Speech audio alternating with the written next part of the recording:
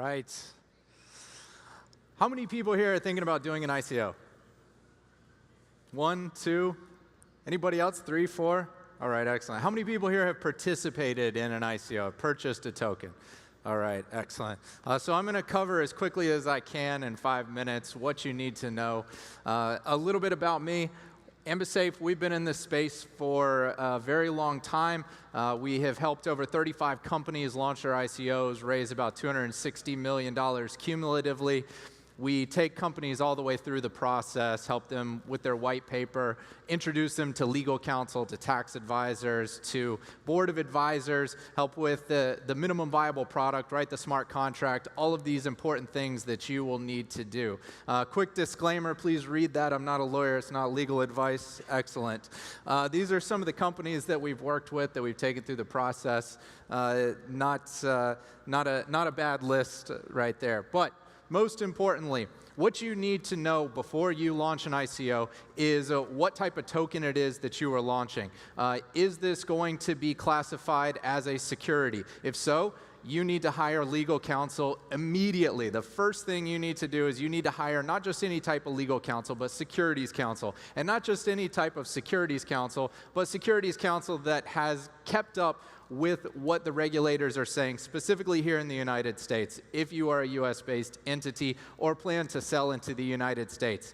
If your token is a utility, then what you need to do is that you need to very clearly define what utility your token is providing. What is the function of this token? Why do you need a token? Why can't you just use something like Ether? What is the purpose of this? Really defining what the problem set is that you're solving is the most important thing that you need to do if you're launching a utility token. If you're launching a new cryptocurrency, then you need to hire a lawyer that has experience dealing with CFTC and is very familiar with money service businesses and these types of things. These are the main 3 categories of a cryptocurrency, of a token. It also may be the case that your token falls into all 3 of these different buckets, which means that you need to work with lawyers that are familiar with the laws of all of these. So on that note, what you need, first off, you need legal counsel, maybe an attorney, probably a lawyer, if I haven't driven this point home yet. And by the way, I'm not a lawyer and I don't get paid to say this, but this is my honest advice. If you want to do this correctly, you got to have good legal counsel. I'm happy to put you in touch with the right people. Really, an ICO can be very basic. This is part of the beauty. It is globalizing not only access to capital, but it's also globalizing access to good opportunities. I am waiting for the success story of an entrepreneur in a part of the world that has never had any access to funding, never had any opportunity, who has a tremendous idea, puts out a white paper, puts out a basic smart contract, and has the ability to sell their token, and then facilitates this entrepreneurship.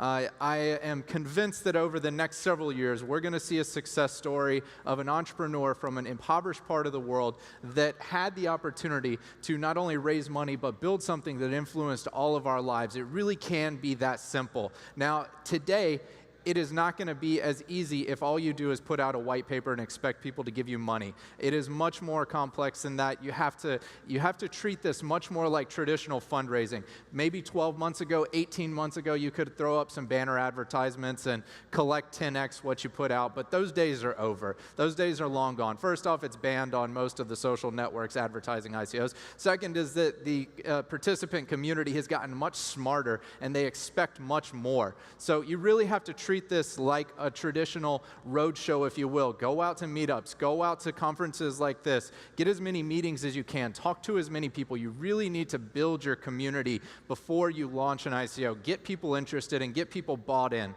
This will take you very far.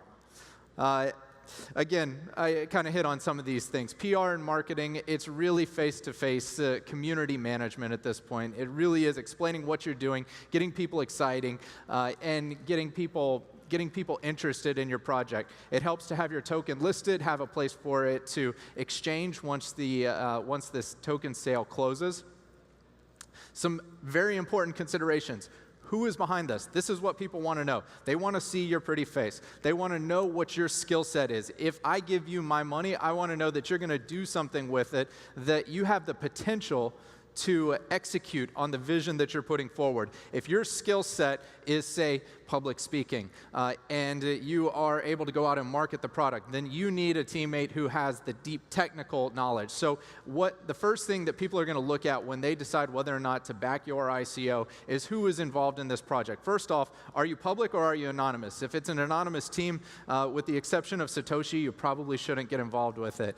But you really need to make sure that the skill sets and the story makes sense of your project. The tokenomics, this is super important.